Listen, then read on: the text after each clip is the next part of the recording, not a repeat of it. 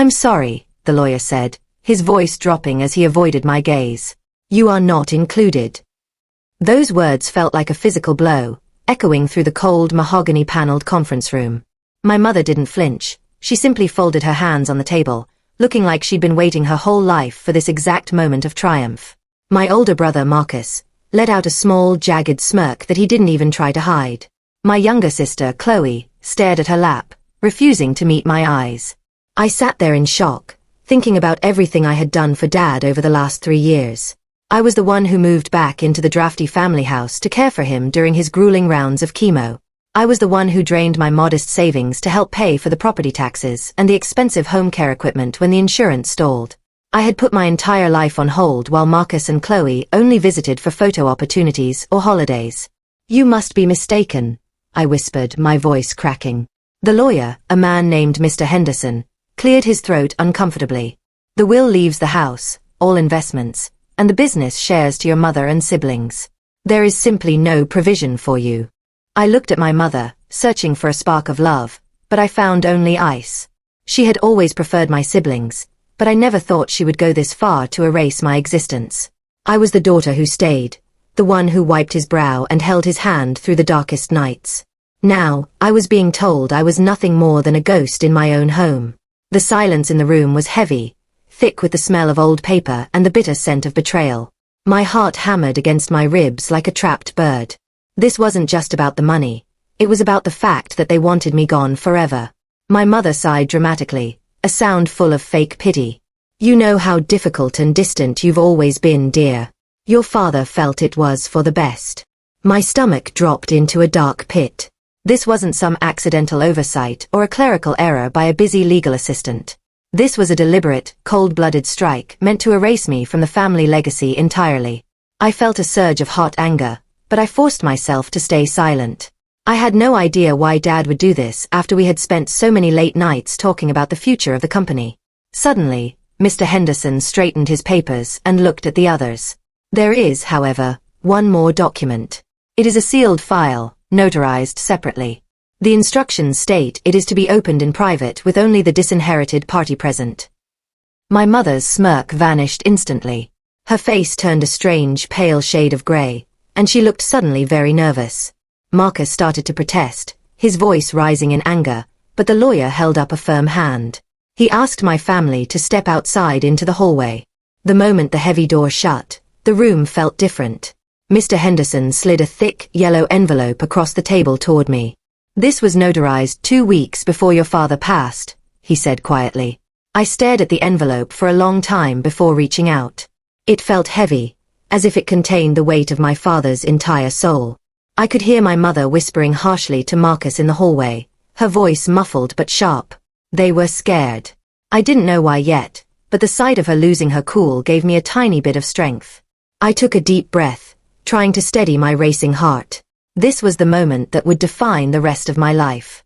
I wasn't just a daughter anymore. I was a woman standing on the edge of a cliff, waiting to see if my father had provided me with wings or a heavy stone to drag me down. My hands shook so violently that I almost couldn't grip the paper. I tore the seal open and pulled out a letter written in Dad's familiar, shaky handwriting. "If you're reading this," the letter began, "it means they did exactly what I feared most." I felt a sudden chill run down my spine. Dad wrote about protecting me from the people in our own house. He mentioned that he didn't trust the way money was moving without his explicit permission during his final months. He spoke of whispers in the hallway and documents being moved when they thought he was sleeping. Then, one specific line made my heart stop beating for a second. "You are not disinherited. You are the contingency." Attached to the back of the letter with a piece of clear tape was a small, silver USB drive. Mr. Henderson's face remained unreadable, though his eyes were sharp. "Your father anticipated a great deal of resistance from the rest of the family," he added. "Resistance from who? My own mother? My siblings? Why would he need to build a secret fortress of documents just to protect his own daughter?" I realized then that I didn't truly know the people sitting just a few feet away in the hallway. I felt like a stranger in my own life. I read the letter again, my eyes lingering on the word, contingency. It was such a strong mechanical word for a father to use with his child. It suggested a plan, a strategy, and a hidden battle that had been fought in the shadows of the sick room. Dad had been watching them while they thought he was too weak to notice. He had seen their greed and their lack of loyalty, and he had decided to fight back using the only thing they cared about, the law. I felt a strange sense of connection to him in that moment, as if he was standing right behind me, urging me to be brave. I plugged the USB drive into the lawyer's laptop, and we scrolled through the digital files. They were filled with detailed financial records, bank statements, and spreadsheets. I saw large transfers of $10,000 here, $50,000 there. There were repeated cash withdrawals from Dad's private retirement fund.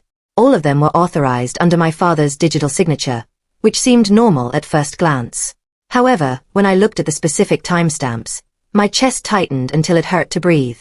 My father had been completely unconscious or heavily medicated in the hospital during those exact dates and times. My mother had held the power of attorney, and my siblings were listed as witnesses on several of the digital authorization forms. They weren't just cutting me out of the will at the end. They had been systematically draining his accounts while he was still alive and fighting for every breath. They were looting the ship before it even sank. Mr. Henderson leaned forward, his voice a low whisper. If these transfers are proven to be fraudulent, the entire current will become void under state law. That meant everything could change. But proving it meant going to a public court. It meant going to a total, scorched earth war with my own mother and siblings. I knew it would be ugly.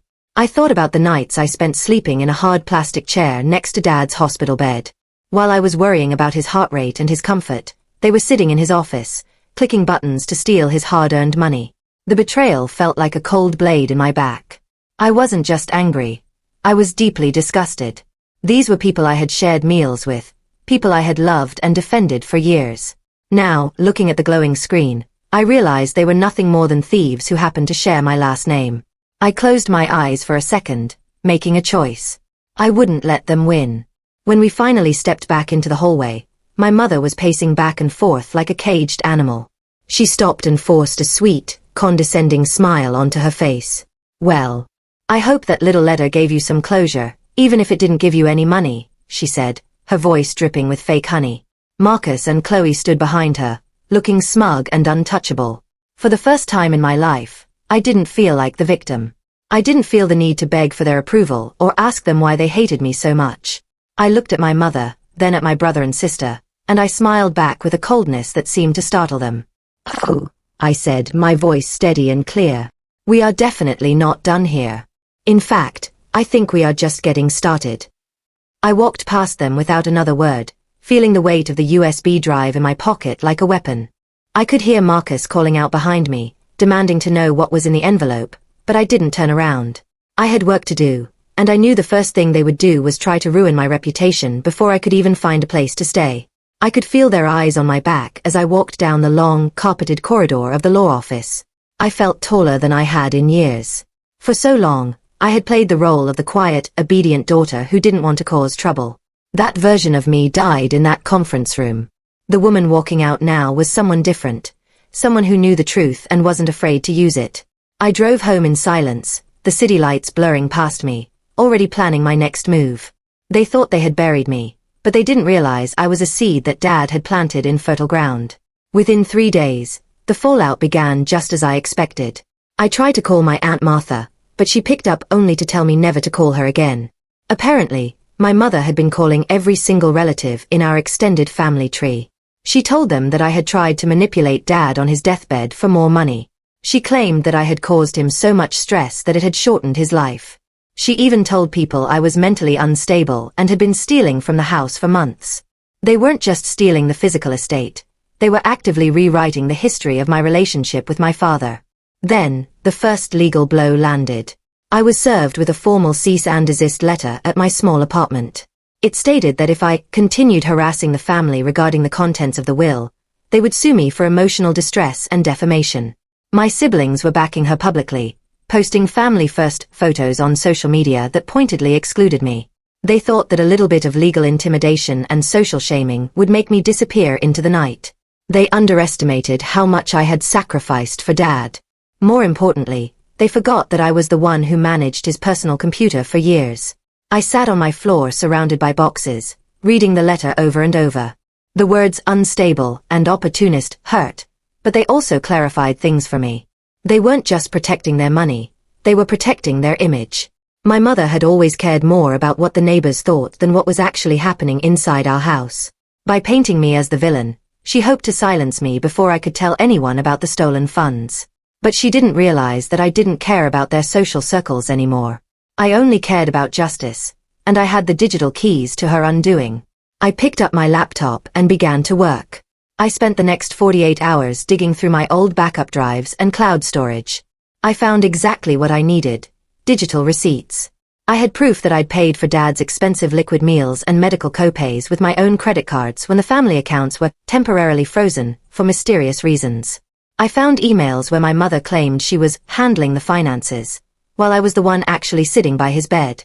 I found a record showing Marcus had transferred $60,000 to a luxury car dealership the same week Dad lost the ability to speak.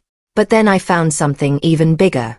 Dad had a set of hidden security cameras installed in his home office months before his health declined.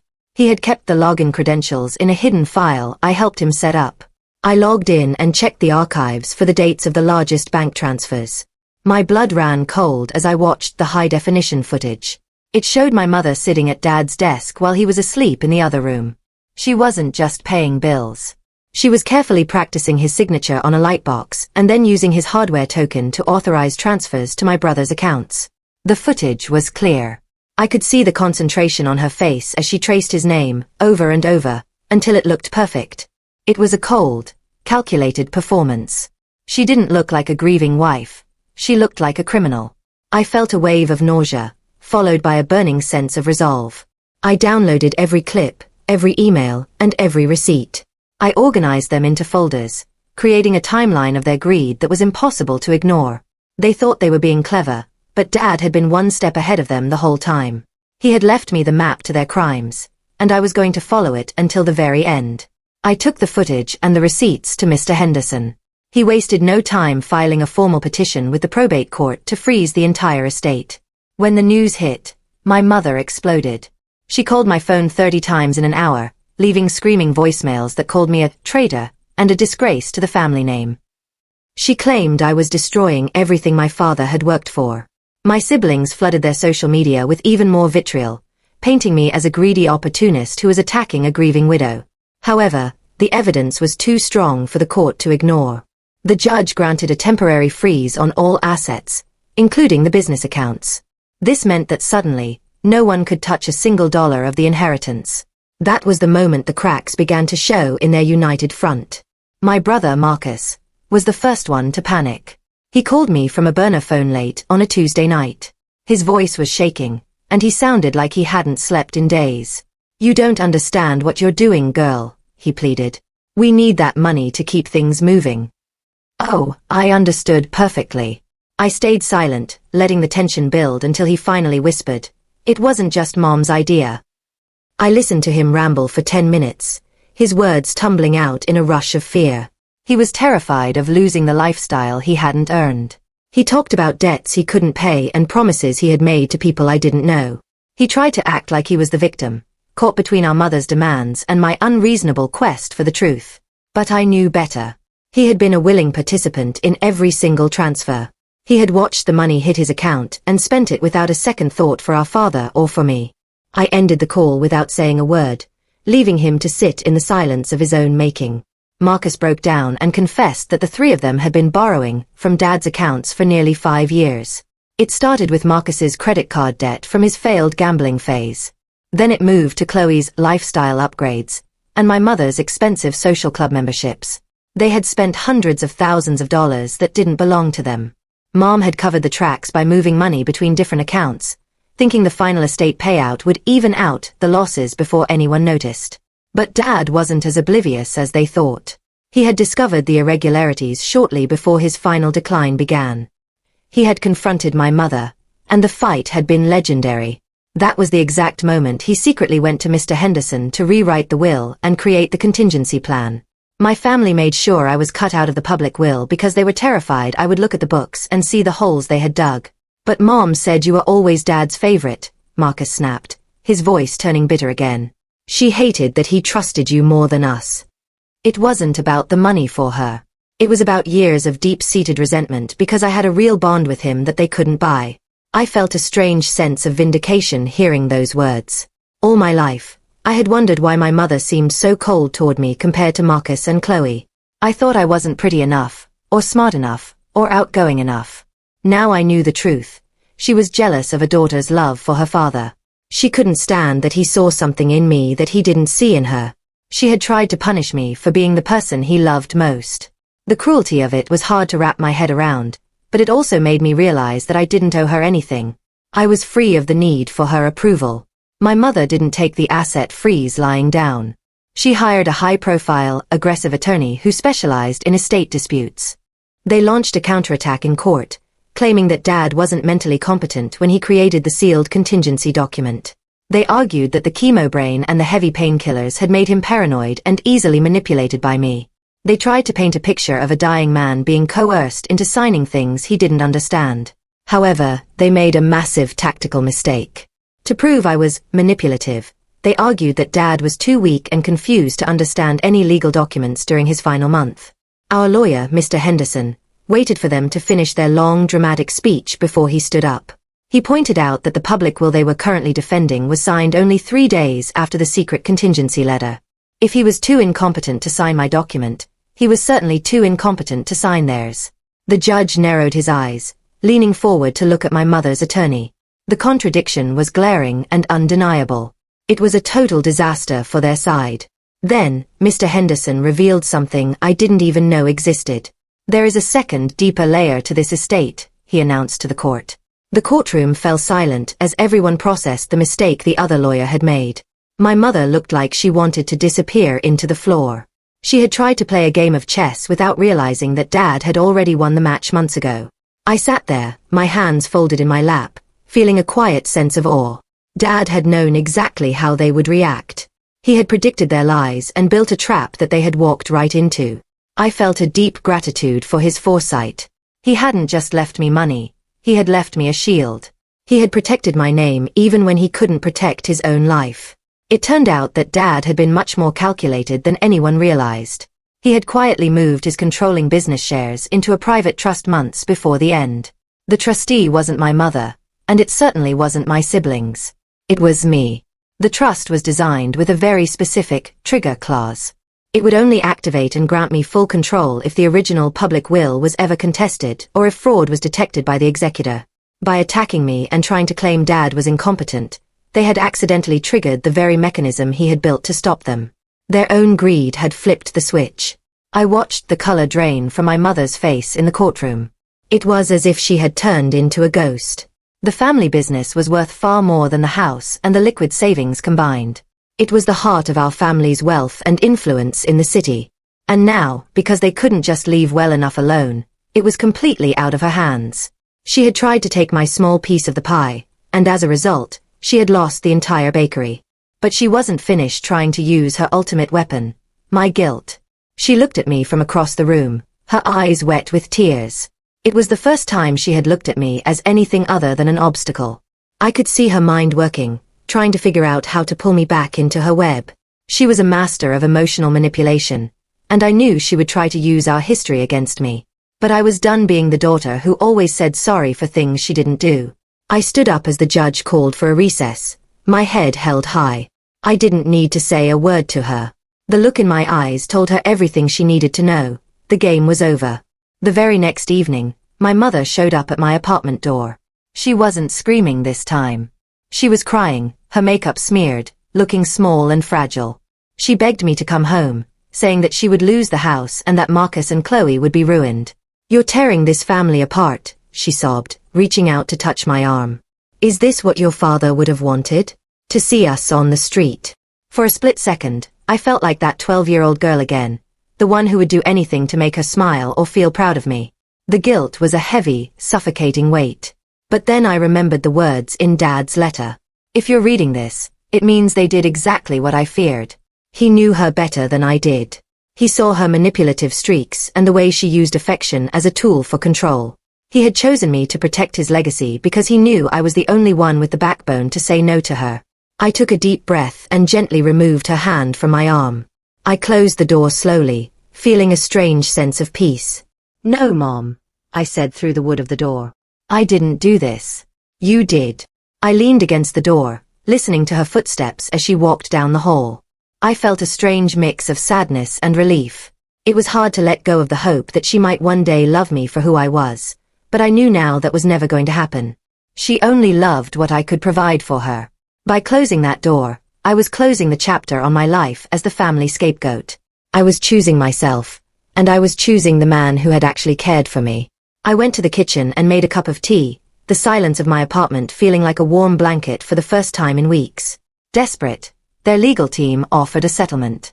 They proposed that I drop the fraud claims and the trust activation. In exchange, we would split all the assets 4 ways, evenly. We would walk away and pretend the last few months had never happened. It was a tempting offer. It would mean an immediate end to the stress, the legal fees, and the awkward stares from neighbors. I could have a comfortable life and a restored family. But accepting that deal would mean living a lie for the rest of my life. It would mean validating their theft and pretending that my father's final wishes didn't matter.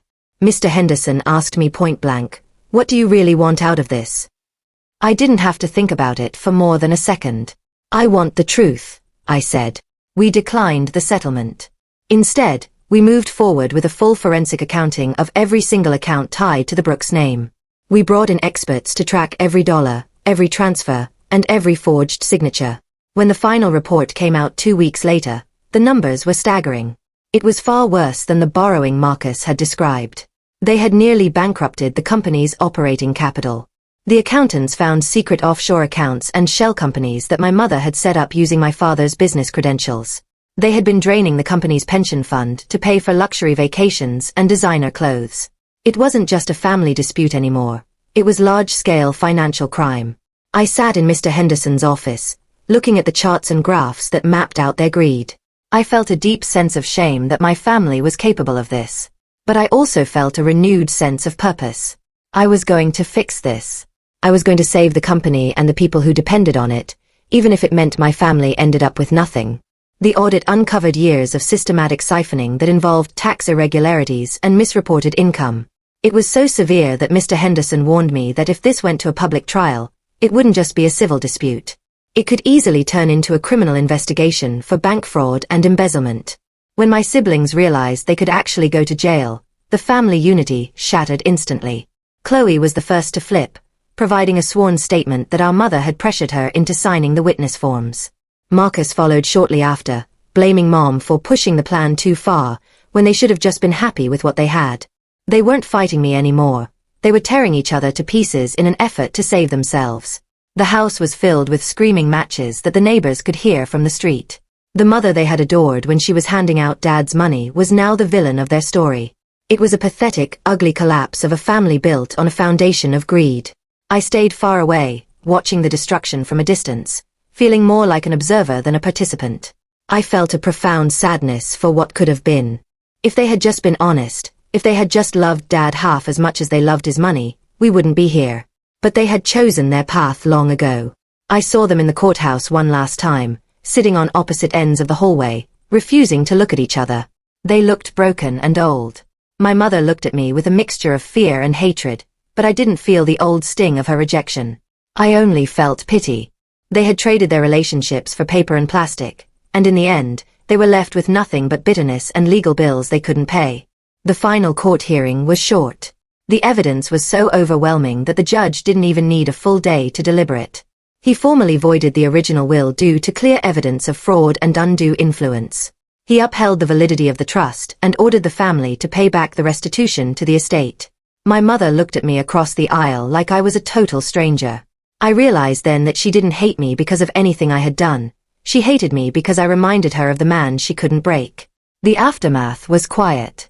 The big family house had to be sold to cover the massive debts and back taxes they owed. Marcus and Chloe moved into tiny one-bedroom apartments, forced to find real jobs for the first time in their lives. My mother lost her social standing and her control over the business. As the new trustee, I took over the company. I restructured the debt, paid the outstanding taxes, and made sure the long-term employees kept their pensions.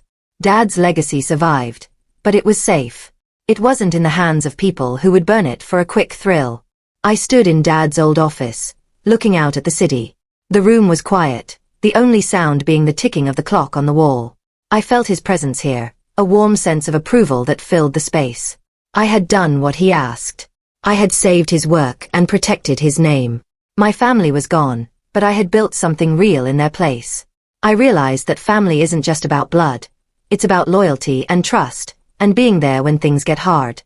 I had found my true family in the people who supported me through this battle. I was finally at peace, ready to lead the company into a new era. A month after the final ruling, Mr. Henderson handed me one last sealed note that he had been holding. Dad had explained his final reasoning in a way that finally gave me closure. He wrote that he had watched me care for him night after night without ever asking for a dime or a mention in the will. He saw how entitlement and laziness had grown in the others like a rot. He hadn't left me the trust as a way to get revenge on them. He left it as a responsibility, knowing I was the only one who would actually care for the people the company employed. The final line of the note is something I read every single morning before I go to work. Strength isn't loud. It waits. They thought they had cut me off and left me with nothing. They thought I was the weak one because I was kind. But they were wrong. Dad didn't just protect my future. He positioned me to save the only things that actually mattered. In the end, they didn't lose their inheritance because of me. They disinherited themselves the moment they decided that money was more important than blood. I folded the note and placed it in my desk drawer. I felt a deep sense of gratitude for the lessons he had taught me. He has shown me that integrity is the most valuable currency a person can have. As I walked out of the office to start my day, I felt a lightness in my step. The weight of the past was finally gone. I was the master of my own destiny, and I knew that whatever challenges came my way, I had the strength to face them. Dad's legacy was more than just a company. It was the woman I had become.